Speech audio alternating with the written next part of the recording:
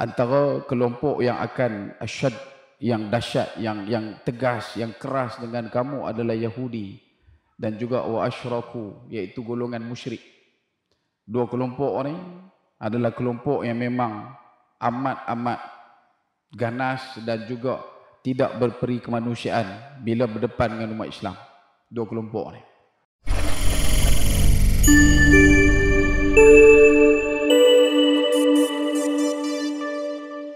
Bismillahirrahmanirrahim.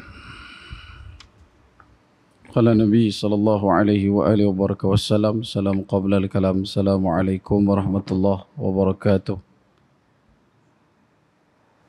Alhamdulillahi rabbil alamin. Wassalatu wassalamu ala ashrafil anbiya'i wal mursalin wa imamal muttaqin wa ala alihi wa ahli baitihi wa sahbihi ajma'in. Ashhadu wa nashhadu an la ilaha illallah wahdahu la sharika lah wa ashhadu wa nashhadu anna Muhammadan abduhu wa rasuluh la nabiyya ba'dah. Innal hamdalillah nahmaduhu wa nasta'inuhu wa nastaghfiruh wa min shururi anfusina wa min sayyiati a'malina man yahdihillahu fala mudilla lahu wa man yudlilhu fala hadiya lahu. Subhanaka la ilma lana illa ma 'allamtana innaka antal alimul hakim. Wa tub 'alaina ya maulana innaka antat tawwabur rahim. Allahumma inna nas'aluka fahman nabiyyin wa hirzal mursalin wa ilhamal malaikatil muqarrabin. Allahumma aghnina bil 'ilmi wa zayyina bil hilmi wa akrimna bit taqwa wa jamilna bil 'afiyah. Nawaitu ta'aluma bita'lim wa tazakkur bitazkir wa naf'a wal intifa' wal ifadah wal istifadah wal hasa ala tamassuki bi kitabillah wa sunnati rasulihi wa du'a ilal huda wa dalalah ala al khair ibtigha'i wajhillah wa qarbihi wa mardatihi wa sawabihi lillahi ta'ala. Allahumma la'anil kafarah wal mubtadi'ah wal yahud wal musyrikin wal munafiqin الذين يصدون عن سبيلك ويكذبون رسولك ويقاتلون أولياءك اللهم اشدد وطأتك عليهم واجعل عليهم رجزك وعذابك اللهم خلف بين كلماتهم اللهم بدد شملهم اللهم فرق جمعهم اللهم زلزل أقدامهم وانزل عليهم بأسك الذي لا ترده عن القوم المجرمين. اللهم صل الإسلام والمسلمين والمؤمنين والمجاهدين والمستضعفين في غزة. اللهم صل الإسلام والمسلمين والمؤمنين والمجاهدين والمستضعفين في فلسطين وفي كل مكان. اللهم انصر أمة سيدنا محمد. اللهم ارحم أمة سيدنا محمد. اللهم فرج عن أمة سيدنا محمد. اللهم سلمنا وعافنا والمسلمين وقنا وإياهم من شر مصائب الدنيا والدين. اللهم إنا نسألك رضاك والجنة ونعوذ بك من سخطك والنار. رضينا بالله ربا وبالإسلام دينا وبمحمد صلى الله عليه وآله وبارك وسلم نبيا ورسولا. حسبنا الله ونعم الوكيل ونعم المولى ونعم النصير ولا حول ولا قوة إلا بالله العلي العظيم. لا إله إلا أنت سبحانك إنا كنا من الظالمين. قال الله تعالى في الكتاب العزيز بعد أعوذ بالله من الشيطان الرجيم رب اشرح لي صدري ويسر لي أمري واحلل عقدة من لساني يفقهوا قولي رب اجعلني مقيم الصلاة ومن ذريتي ربنا وتقبل دعاء. أما بعد. Alhamdulillah, pertama-tamanya dan selama-lamanya kita rafakkan syukur kehadrat Allah Subhanahu wa taala dengan faham, sedar dan segar bahawasanya Allah jualah yang menciptakan langit dan bumi serta apa yang ada di antara keduanya dengan kekuasaan mutlak milik Allah dan ketunggalan Allah Subhanahu wa taala. Seterusnya salawat serta salam ke atas junjungan besar baginda Nabi sallallahu alaihi wasallam. Manusia menjadi asbab musabab paling utama dan mulia sehingga kita diberikan kebaikan, kita diimpunkan dalam ketaatan, diberikan pinjaman iman dan Islam sampai ke malam ini. Justru berbanyak oleh kita untuk berselawat ke atas baginda Nabi sallallahu alaihi wasallam Moga-moga dengan memperbanyakkan selawat akan menjadi asbab kita didudukkan bersama baginda Nabi sallallahu alaihi wasallam di akhirat kelak insya-Allah. Allahumma salli ala sayyidina Muhammad wa ala ali sayyidina Muhammad kama sallaita ala sayyidina Ibrahim wa ala ali sayyidina Ibrahim wa barik ala sayyidina Muhammad wa ala ali sayyidina Muhammad kama barakta ala sayyidina Ibrahim wa ala ali sayyidina Ibrahim fil alamin innaka Hamidun Majid. Baik.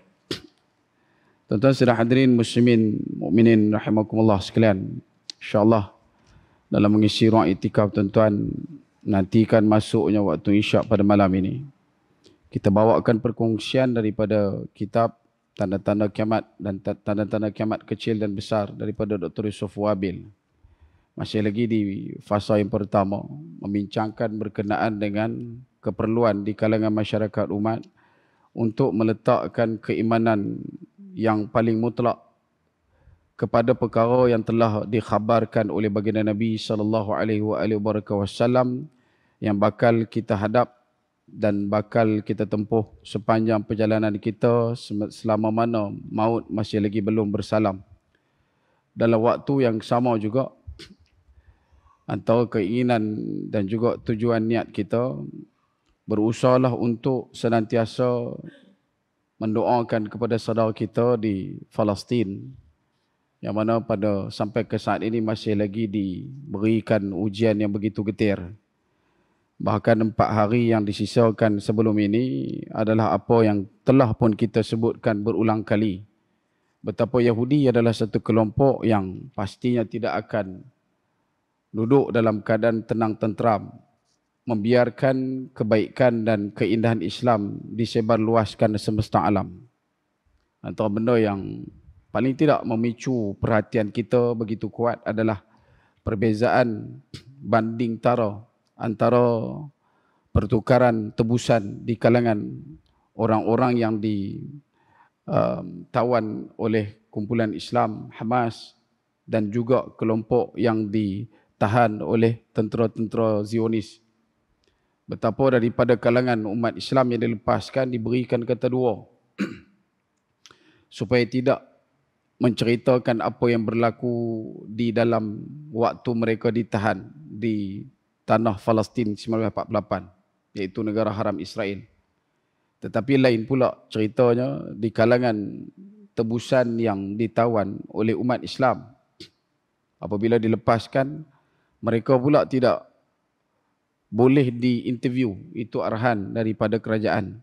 Kerana daripada situ kita dapat lihat betapa momen-momen perpisahan antara pejuang Islam dengan tebusan amat menggetarkan jiwa.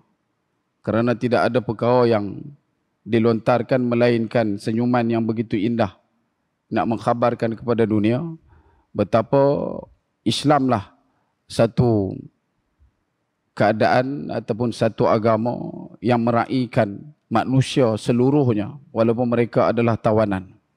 Dan tidak berlaku di kalangan Yahudi Zionis laknat ini kerana mereka adalah orang yang tahan manusia sampai ada yang satu tahanan tu dikenakan tahanan selama 521 tahun.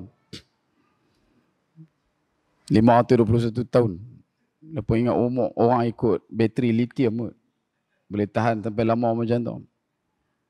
Tapi dalam waktu yang sama juga kita pun insya-Allah dalam ke depan kita akan berikan rangkuman yang lebih besar kerana situasi ini bukan hanya berlaku di Palestin tetapi berlaku di banyak negara Islam yang dulunya digelar sebagai wilayah autonomi tetapi kini sudah pun diragut, dirampas oleh kerajaan-kerajaan tertentu seperti mana East Turkistan di China, kelompok Uyghur yang ditahan di satu kamp tahanan, internment camp, 1.8 juta diajak balik untuk menjadi warga negara China yang ada integriti dan wibawa mengikut telunjuk constitution perlembagaan negara tersebut. Begitu jugalah Rais Umar Faruq yang hidup di Kashmir dikenakan tahanan rumah selama 212 kali Jumaat. Dia tidak boleh menunaikan salat Jumaat sebanyak 212.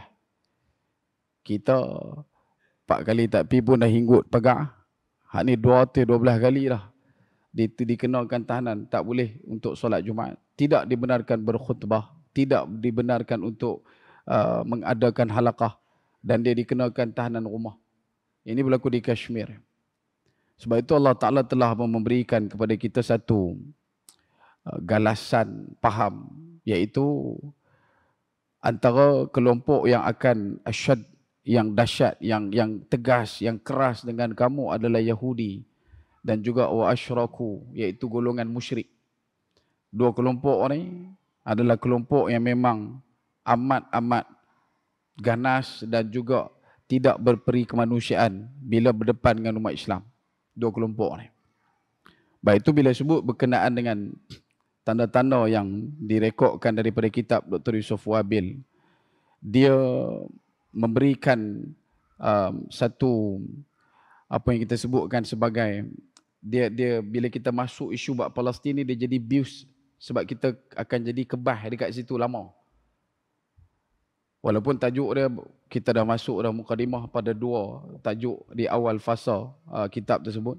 Tapi bila dah mai masuk sikat sini, kita dah kena skip untuk banyak benda. Kalau ikut, ada banyak juga perkara yang perlu untuk kita lontar suarkan kepada tuan-tuan. Antaranya yang ditimbulkan dalam beberapa waktu belakangan terdekat ini, iaitu berkenaan dengan Huru-Hara 2024. Saya ulang kenyataan saya berkenaan dengan kredibiliti, kemampuan wujudnya segala macam bentuk kehancuran menjelang 2024.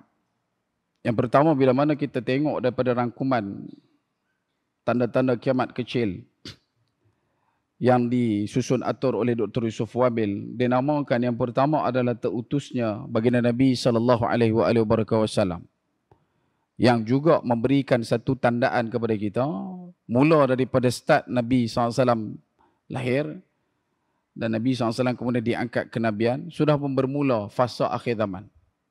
Dan kita bukan duduk di ambang, kita bukan duduk di tebing, kita bukan duduk di tobiak akhir zaman, kita bukan duduk di rebin, tapi kita dah memang duduk dalam kawah akhir zaman. Sebab itu selalu kita sebutkan betapa seluruh gagasan bala bencana, musibah, malapetaka yang pernah Allah Ta'ala hidangkan kepada seluruh umat manusia yang hidup di zaman dan di syariat para nabi sebelum Nabi Muhammad sallallahu alaihi wasallam, dalam zaman kita ni kita akan nampak satu demi satu. Dia akan dia akan dikompilasikan masuk. Dia bukan kata episod-episod dah, tak. Dia ulang balik semua, dia empap dalam akhir zaman ni. Sebab tu kita sebut, kalau nak cari benda-benda yang berlaku di zaman Nabi Adam, paling tidak pun isu berkenaan pembunuhan adik-beradik, ada tak zaman lah? Ada. Dia berkeli pasal batu panggan, berkeli pasal hisap batu, antara dua tu lah. Bunuh. Nak cari orang zaman Nabi Nuh menempelak kepandaian dan juga kemampuan ilmu orang lain, ada. Bila mana sebut berkenaan dengan penghinaan yang amat merisaukan dan membimbangkan, ada. Kelompok yang menipu dalam timbangan, yakni perniagaan, ada.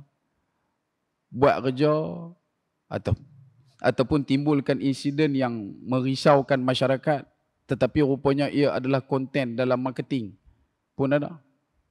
Dan kaedah-kaedah yang sama juga digunakan oleh Qarun, mempertontonkan segala kekayaan.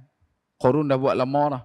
Jadi kalau takat law ni duk bubuh dalam media sosial, duk tayang kata beli kereta dan sebagainya, beritahu dekat dia Qarun buat lama lah. Zaman tak ada Facebook lagi. Follower dia pun lagi ramai pada hang. Sampai Allah Ta'ala rakamkan bagaimana kelompok manusia di zaman itu, zikir mereka adalah alangkah indahnya kalau aku kaya macam Qarun. Perkataan-perkataan orang yang menjadikan kekayaan sebagai sembahan. Ada. Sampai ke tahap dia, bila mana buat press conference, orang tanya dekat dia macam mana kamu kaya, dia kata, ilmin indi, aku ada ilmu dalam marketing sebab tu aku kaya. Tak ada langsung, Allah. Lupa terus Allah. Yang Al-Ghani wal-Mughni, Allah yang maha kaya dan mengkayakan tak wujud dalam diri orang tu. Sedangkan dia asal adalah penjaga kubur yang tak ada apa. Sebab itu, Bila kita tengok zaman lah ada perangai macam tu. Ada juga yang duduk dalam keadaan tergelincir dalam lecah lencun fitnah kuasa seperti mana Firaun. Firaun kalau ikut dalam apa yang disebutkan Ibnu Katsir, yang hidup sezaman dengan Nabi Musa, ada banyak keturunan. Antara yang paling dahsyat dan dirakamkan berulang kali dalam Quran adalah merujuk kepada satu Firaun yang juga merupakan saudara kepada Nabi Musa AS dalam bab pengangkatan. Sebab Nabi Musa dibela dan juga dibesarkan dalam istana. Jadi salah seorang daripada anak Firaun zaman tu adalah saudara dia lah, dekat dengan dia. Jadi dalam perjalanan, bila mana dia dengar, dia duduk di tempat yang jauh, tiba-tiba dapat satu berita, kata bapak dia meninggal, Firaun meninggal, bapak yang jaga Nabi Musa meninggal. Maka dia pun balik. Bila balik, dia jumpa dengan Ramses kedua tu lah, anak dia tu. Dan Ramses kedua pada waktu tu ada masalah, dia punya masalah, dia suka mengaku kata dia Tuhan. Jadi Nabi Musa pergi jumpa dengan dia, sembang adik abang. Jadi lagu mana? Pak dah meninggal tiba-tiba mengaku Tuhan ni. Tak boleh ni. Kena insaf dik. Nah, jangan duk buat dah dik. Itu memang kalimah qaulan layyina. Dan bila mana dah tegur, dia insaf sat. Lepas tu jadi balik. Bila dia jadi balik, macam-macam benda berlaku. Katak, ayam tukar jadi darah dan sebagainya. Kemudian dia panggil balik Musa. Bang, siapa ni jadi lagu ni? Pesihang lah mangkak. Dia mengaku Tuhan. Siapa? Tarik balik. Dia tarik balik. Sebab tu kalau tengok balik dalam sequel itu, ada wujud istilah berkenaan dengan Yahudi ni. Yahudi ni, bila mana mereka selepas daripada zaman Nabi Daud AS, mereka duduk di kawasan Mesir sampai mereka melakukan satu upacara pembaiatan untuk menjadi bahasa kita hamba lah. Tapi kalau tengok dalam skripture tu dia sebut menjadi sahabat sehidup semati. Maksud dia, kalau keturunan Qibti perlukan apa-apa, Yahudi inilah yang akan bangkit dan membantu mereka. Berketurunan turun legasi demi legasi sampailah kepada keturunan yang kekinian, yang terbaru. Maka benda tu dah berubah daripada kawan baik menjadi hamba suruhan. Dan bila sebut kata hamba suruhan, Yahudi ini nak mengeluarkan diri, nak melarikan diri daripada cengkaman kerajaan Mesir pada waktu itu tak boleh sebab mereka terikat dengan pembaiatan tersebut. Dan bila mana berlakunya peristiwa antara Nabi Musa dan juga saudara yang kita sebutkan di awal tadi, iaitu Firaun, sehingga ke tahap bila dinasihatkan kepada Firaun, Ramses kedua ni dia jadi melugai ataupun dia jadi muak sampai ke tahap dia kata berambuh hebah, bebas, hampa bebas, ikut suka hampa nak pergi mana. Dan perkataan itulah yang dikotkan oleh orang Yahudi untuk turut sama meninggalkan Mesir. Sehinggalah pada bab pengejaran Firaun ke atas Nabi Musa dan juga Firaun pada waktu tu. Dan mereka pun sampailah ke Palestin, duduk dalam keadaan membina kehidupan di sana dan berserakan seluruh jazirah. Maka dekat situ wujudlah apa yang disebutkan sebagai Yahudi Mizrahi, iaitu Yahudi yang duduk dekat Jazirah Arab. Kemudian pi pula dekat belah Sepanyol ada Yahudi Sephardi. Last yang kita ketemukan rancak bincang berkenaan bab ini adalah ketika mana jatuhlah Andalus. Kemudian di Ashkenazi, di kawasan Eropah, berdiaspora mereka di sana selepas daripada dihalau oleh kerajaan Rom pada waktu penaklukan semula oleh kerajaan Rom pada waktu itu yang tak benarkan Yahudi untuk masuk ke dalam Baitul Maqdis yang dipergelar sebagai Alia Capitolina itu. Maka duduklah Yahudi di kawasan sebelah Eropah, berkembang, tersebar penuh di kawasan tersebut dan digelar sebagai Yahudi Ashkenazi.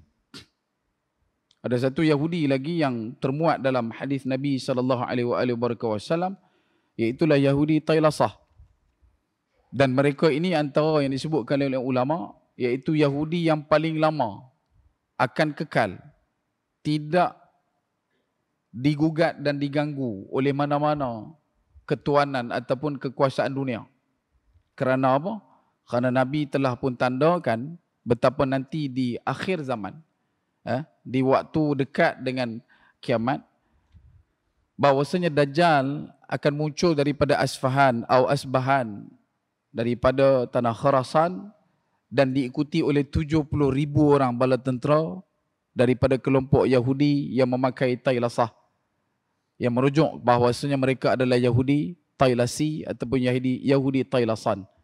Dan golongan inilah yang duduk di satu kawasan di sekitar Asfahan, Iran, dan mereka ini dah pun berasimilasi ataupun dah pun bercampur dengan agama Majusi, dan dia punya sifat Yahudi itu tak apa nak menonjol macam mana Yahudi yang kita nampak di di Palestin ataupun di kawasan sekitar Baitul Maqdis itu. Tapi mereka masih lagi pakai kain itu bila mana mereka nak melakukan ibadat. Dan semua ini kita ketahui dengan mapan kerana datangnya daripada sumber yang paling besar, iaitulah baginda Nabi SAW. Dan kemudian wafatnya Nabi SAW juga termuat pada bab tanda kiamat yang telah pun disusun oleh Dr. Yusof Wabil, iaitu tanda kiamat kecil. Yang pertama, bila perbahasan berkenaan wafatnya Nabi SAW bermaksud dan memberikan tandaan betapa seluruh keperluan kita sebagai umat Islam untuk hidup sebagai seorang hamba Allah yang baik, hamba Allah yang bertakwa, hamba Allah yang beriman, sudah pun selesai perkiraannya. Kerana benda itu dah dapat di zaman Nabi dan Nabi telah sampaikan keseluruhan pada sifat yang dimiliki oleh Nabi, iaitulah siddiq, amanah, tabligh, fatanah. Dan yang ini juga yang kita sebut. Bila sebut kata benda datang pada Nabi semua benar, maka semua ini yang disebutkan tentang dekatnya kiamat, tanda-tanda besar kecil, itu semua adalah benda yang betul dan pasti berlaku. Dan dia bukan profesis, dia bukan ramalan. Seperti mana perkataan yang dilempar tunjukkan oleh kelompok orientalis, mereka selalu menggunakan perkataan profesis, iaitu ramalan Nabi. Nabi tidak meramal, bahkan Nabi meletakkan takrifan dusta ke atas siapa-siapa yang suka meramal. Sama jugalah.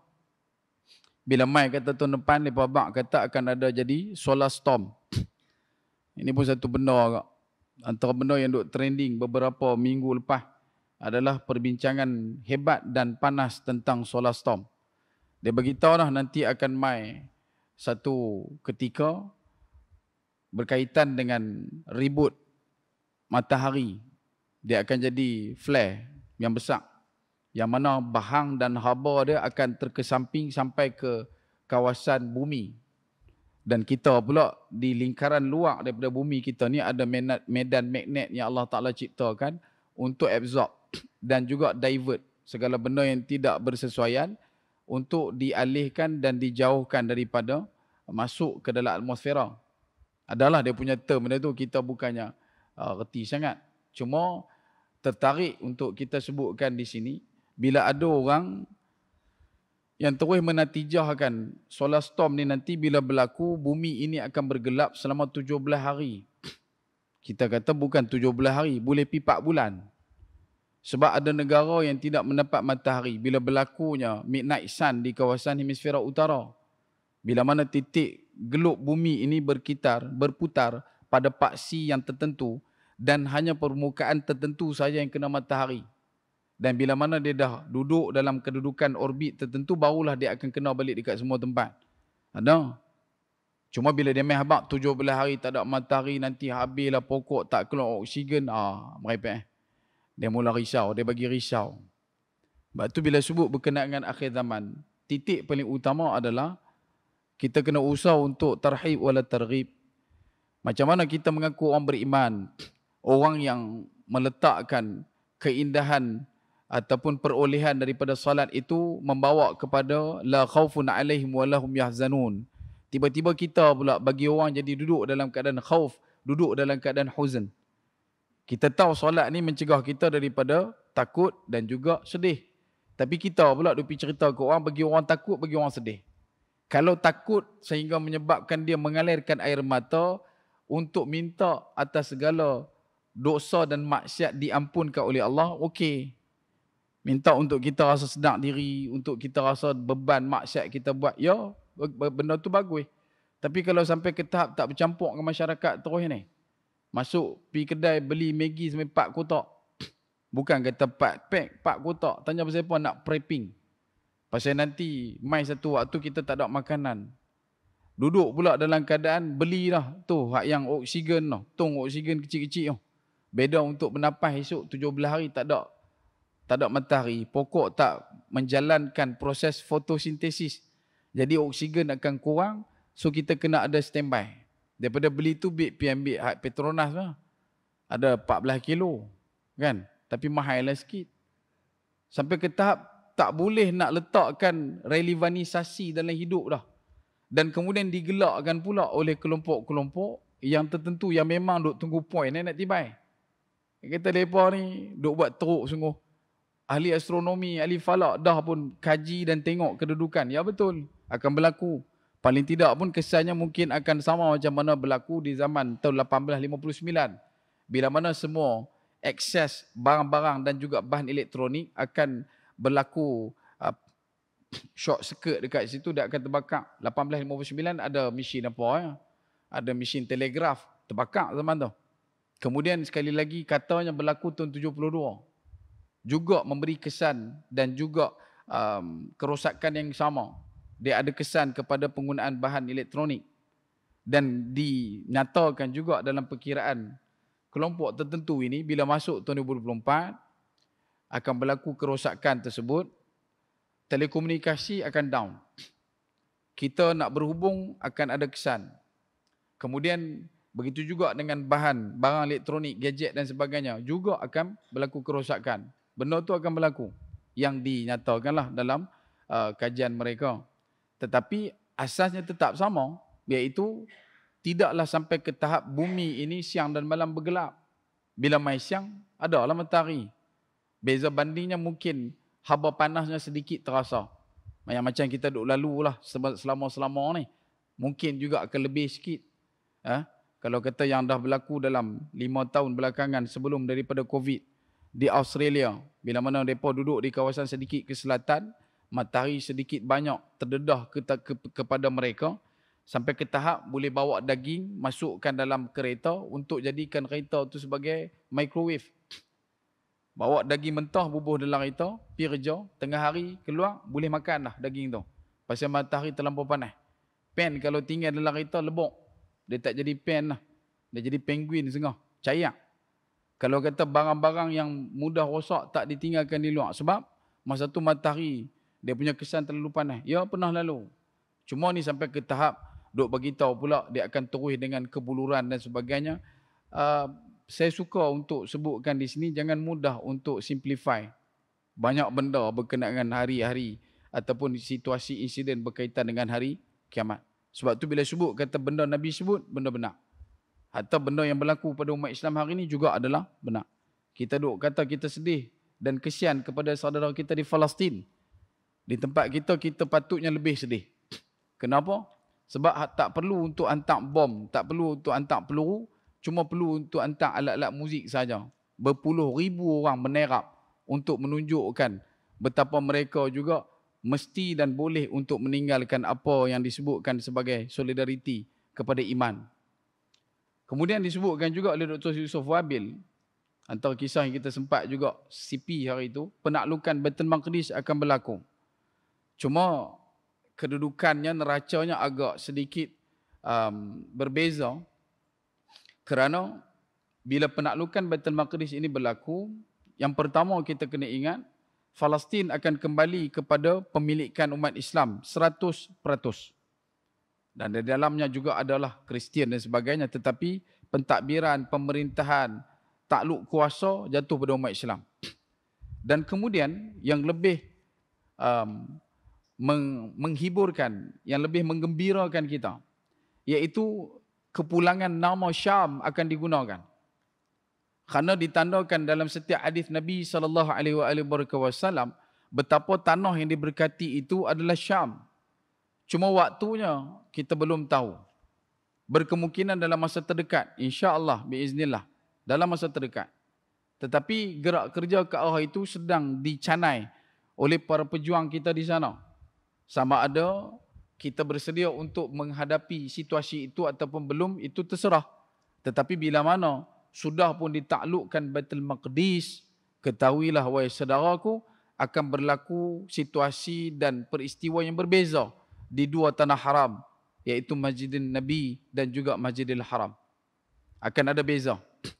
Tentu akan nampak nuansa keindahan pentadbiran itu berada pada planet yang tak sama. Kita akan nampak kebaikan, kemegahan pusat ribat di Asqalan dan sebagainya. Bagaimana umat Islam bertungkus lumus untuk mengembalikan Syam pada waktu itu. Tidak ada lagi yang disebutkan situasi yang diusahakan oleh Israel untuk mendapatkan 6 buah negara. Seperti mana yang disimbolkan dalam bendera mereka. Kan bendera tu, itu kita sebut bendera. Ada satu tempat kita beritahu, saya beritahu kata saya ni, saya usaha dengan sungguh-sungguh untuk mengelakkan nak menyebut kalimah Israel itu. Dalam situasi sekarang, kita lebih suka guna kalimah Zionis ataupun Yahudi Zionis. Ada satu tempat baru ni kita pergi, sebut benda tu lah, sebut Zionis tu lah. Daripada boleh duk, buat live kali kena ban terus akaun kawan tu. Naya Pak Long tu. Tak boleh buat terus dia punya, video. Pasal kena ban. Sebab kita sebut benda tu. Algoritma mereka pegang. Jadi bila kita spark satu perkataan yang mereka detect sama macam mana yang dah dikodkan, maka mereka akan drop down benda tu dan mereka akan ban.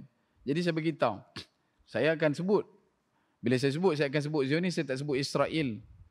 Kenapa tak sebut Israel? Israel ni nama baik bagi Nabi Yaqub. Dan semua tuan-tuan maklum. Tetapi disebabkan oleh mereka ni adalah kelompok penjajah. Mereka duduk dalam nilai kolonial.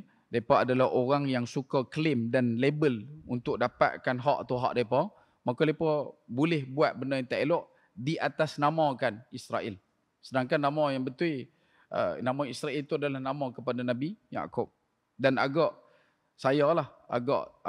tidak berapa selesa juga kadang-kadang bila ada orang sebut dekat situ, laknat Israel dan sebagainya. Kita selalu bertanya, Israel yang mereka sebut dalam hati selalu saya sebut, Israel yang beritahu tu adalah negara haram Israel itulah, bukan Nabi Yaqub. Sebab kita takut, macam kita sebut kata nama kita pun, zaman selepas Uthmaniyah baru ada Muhammad.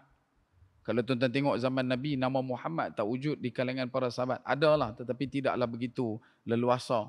Di zaman tabi'in, zaman tabi'in juga tidak mudah untuk kita berjumpa dengan nama Muhammad. Melainkan kata ulama, antara yang disebutkan oleh Syekh Ali Jumaah adalah di zaman Uthmaniyah, barulah wujud nama Muhammad itu digunakan dengan begitu sebar luas di kalangan masyarakat. Baik pimpinan di kalangan bangsawan, begitu juga dengan masyarakat yang melata sebagai jelata.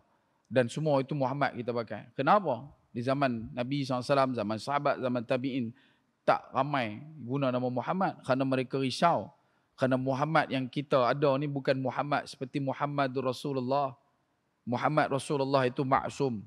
Tidak ada la ya'saunallah, tidak bermaksiat kepada Allah Subhanahu wa taala, tidak ada maksiat, tidak ada dosa. Tetapi kita yang memegang mikul nama Muhammad ini pastinya akan terdedah pada pelakuan dosa.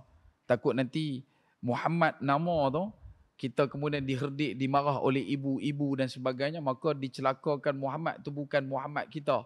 Takut pergi ke sana.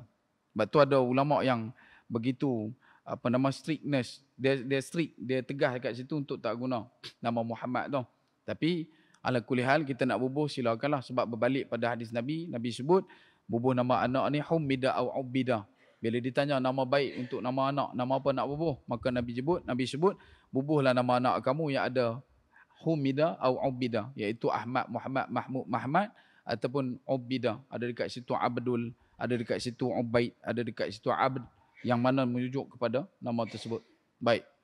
Sebab itu bila sebut berkenaan dengan proses situasi yang dikatakan bintang 6 tu, untuk kita, kalau kita tengok daripada relung sejarah yang berlaku, ia adalah satu bintang yang telah pun diukir paling tidak oleh Salahuddin Al-Ayyubi di mimbar Masjidil Aqsa, usai daripada penaklukan semula yang dilakukan oleh dia, oleh Salahuddin Al-Ayyubi.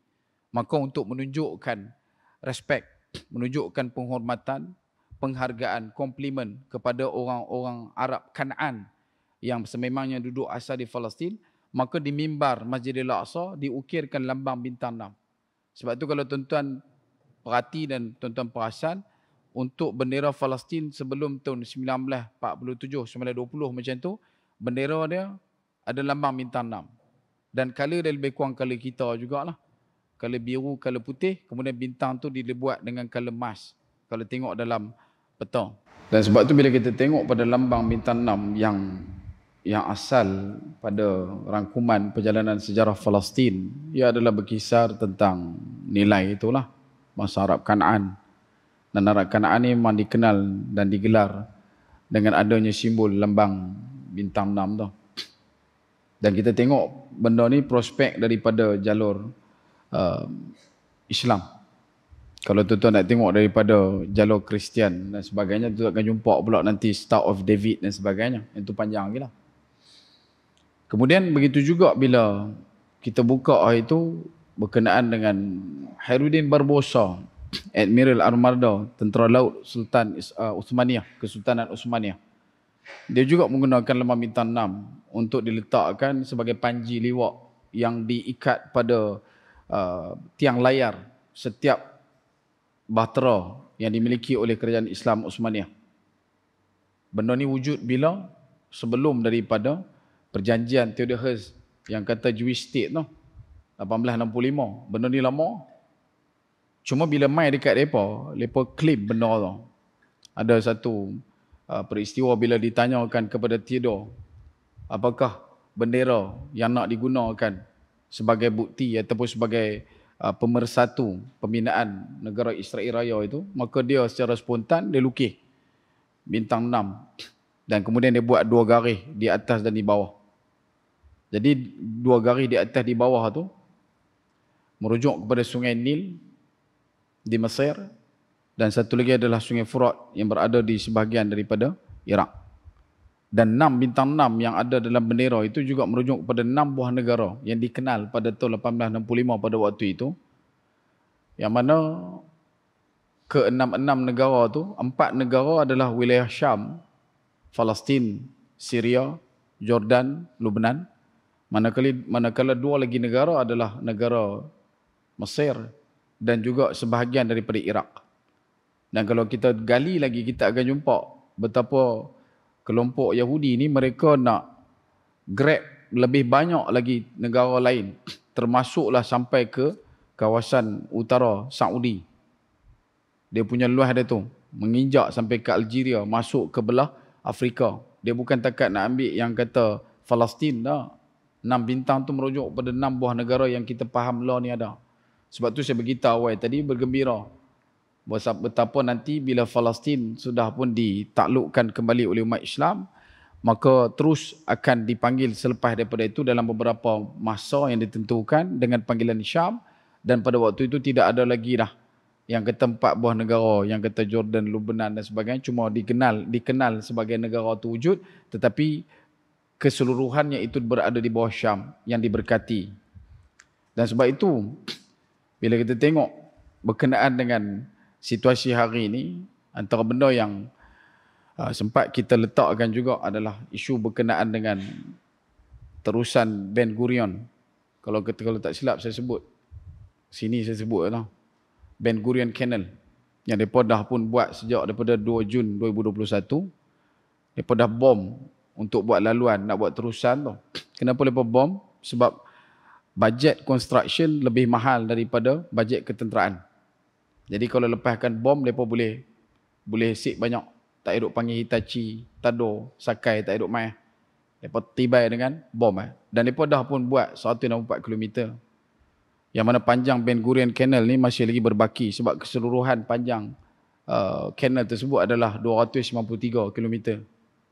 Dan sebab tu mereka usahakan untuk letakkan pula penghujungnya di kawasan utara Gaza. Kenapa?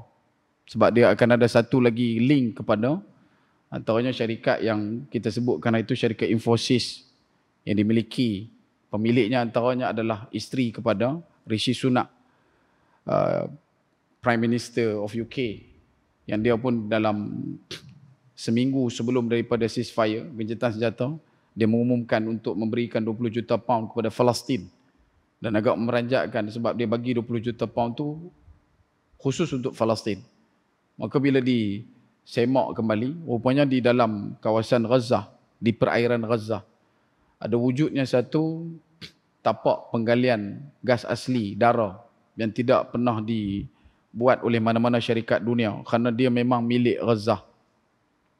Dan kenapa mereka nak juga sangat-sangat benda tu? Sebab NATO, Eropah, mereka pada waktu ini adalah gagasan negara yang sudah pun hilang arah. Dikhanakan oleh perang antara Ukraine dan juga Rusia. Antara peringkat awal Rusia buat adalah menghentikan ekspor makanan, jagung dan juga gandum tak dikeluarkan lagi untuk diekspor luar daripada Rusia, terutamanya Eropah dan juga kesatuan NATO. Jadi bila mereka dah tak boleh dapatkan makanan kat situ, kita yang duduk di luar daripada bumbung, teduh bumbung NATO tu pun, kita pun dapat kesan. Iaitu peningkatan harga dedak. Sebab tu ayam naik itu. Telur susah nak dapat. Sebab dia punya peningkatan harga dedak tu tak stabil. Kerana pengeksport yang mewakili 42% ekspor untuk gandum sudah hentikan pengeksportan mereka, iaitu Rusia. Dan disebabkan oleh situasi itu berlaku, maka negara-negara lain mula untuk terjun dalam game. Mereka nak jadi player of the game. Tapi tak boleh nak supply macam mana Rusia boleh supply. Sebab Rusia supply setengah daripada keperluan dunia untuk gandum dan juga jagung. Tak cukup dengan tu, Rusia tahan pula satu lagi benda, iaitu gas asli.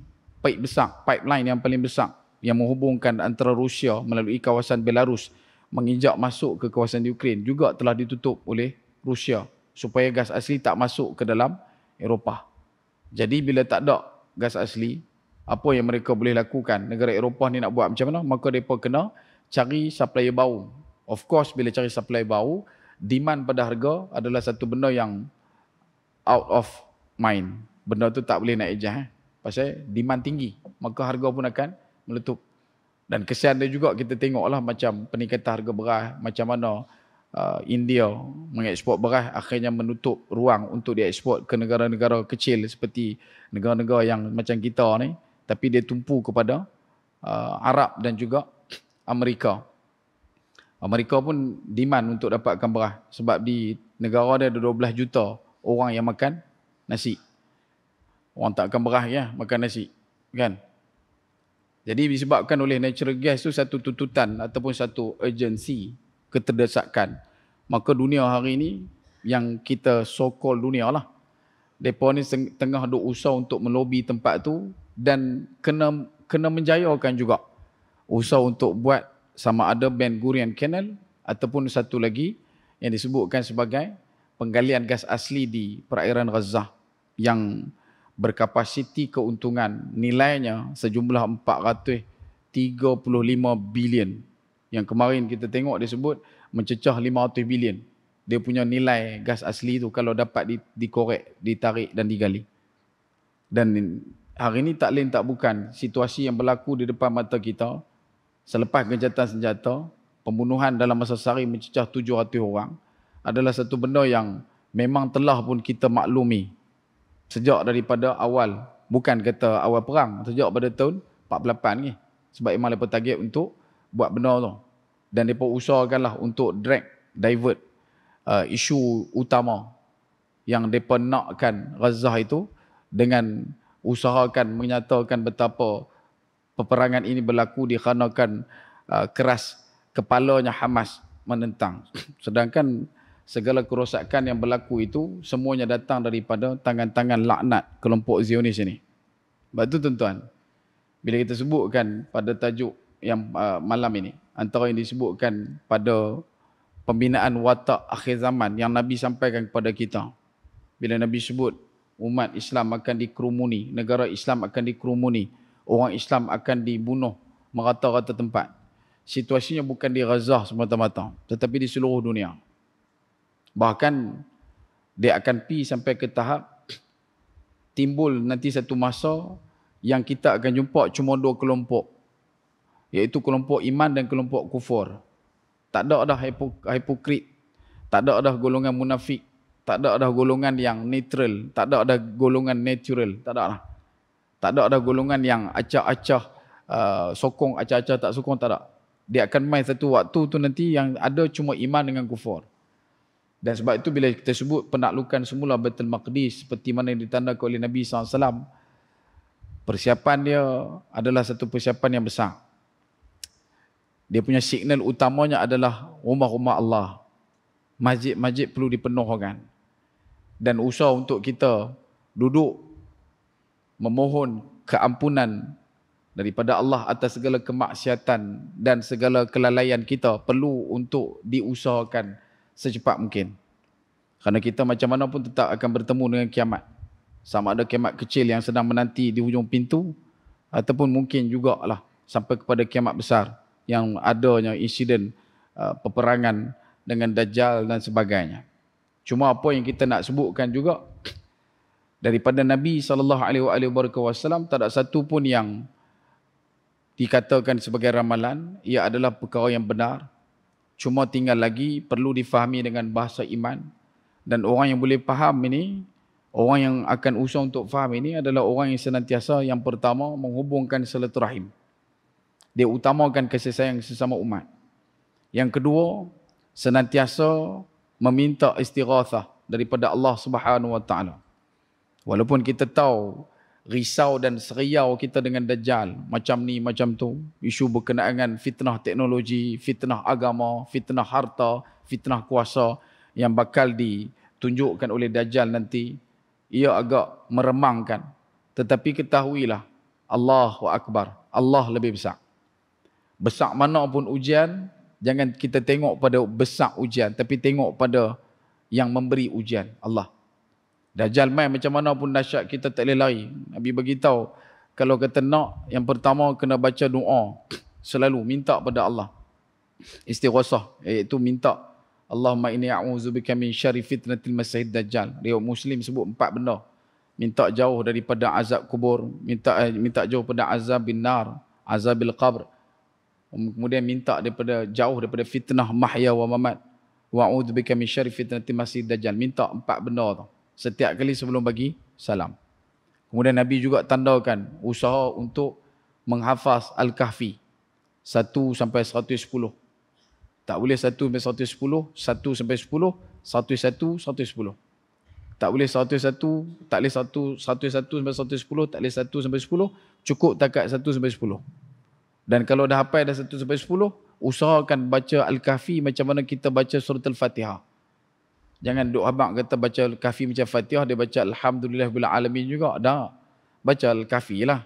Alhamdulillahilladzi anzala ala abdihil kitaba wa lam yaj'al lahu 'iwaja. Baca Al-Kahfi juga, tapi kaedahnya macam kita baca surah Al-Fatihah. Maksudnya ayat keempat kita tahu, ayat kelima kita tahu, ayat keenam kita tahu, ayat ketujuh kita tahu, sampai ke 10 kita tahu.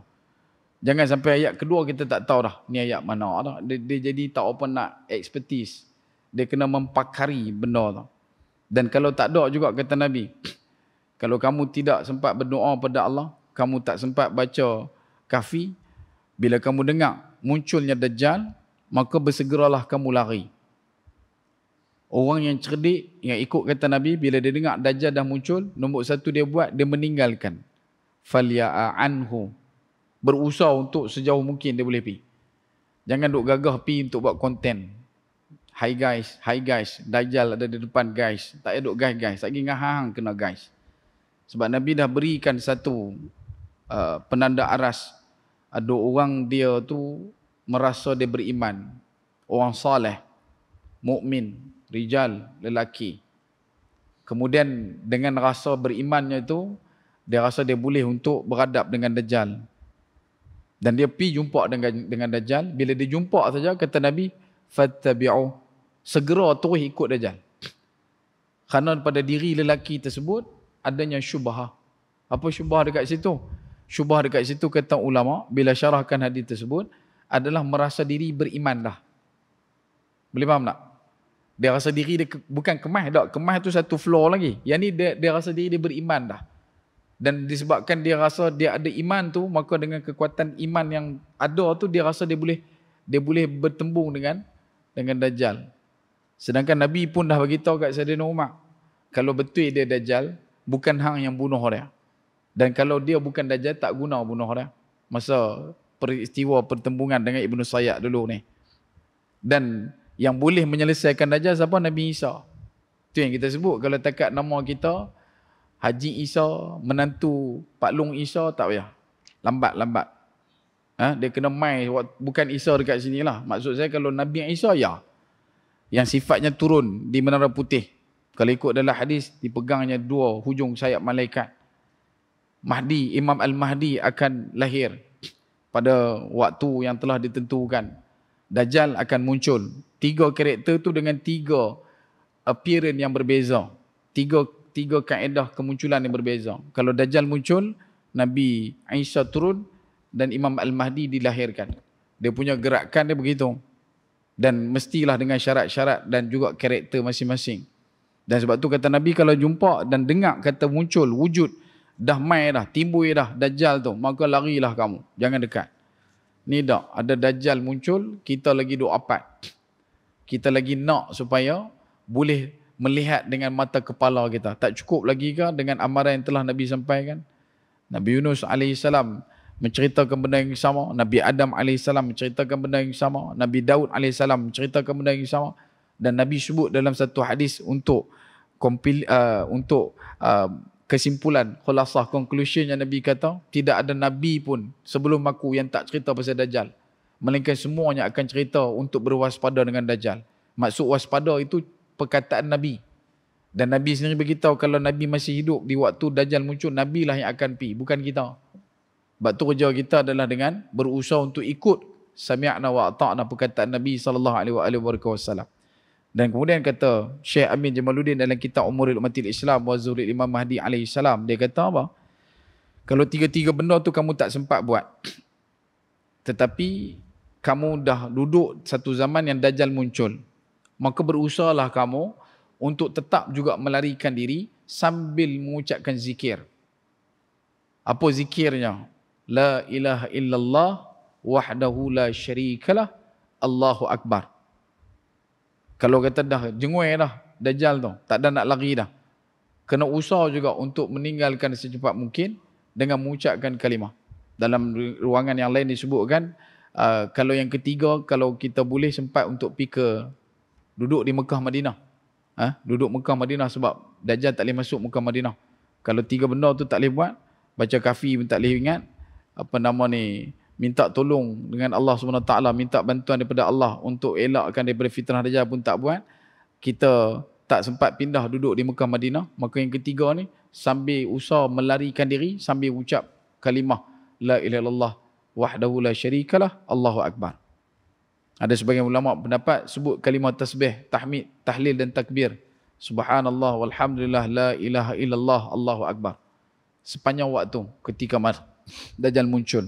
Kerana pada waktu itu digaris pandukan pada perkataan Nabi, bila Dajjal muncul, kedudukan dia akan bawa makanan dan minuman. Makanan bagi orang beriman adalah zikir.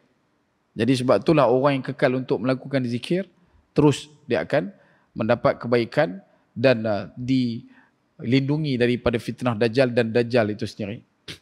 Kata Imam Syafi'i yang lain disebutkan juga memperbanyakkan selawat. Selawat ke atas Nabi SAW.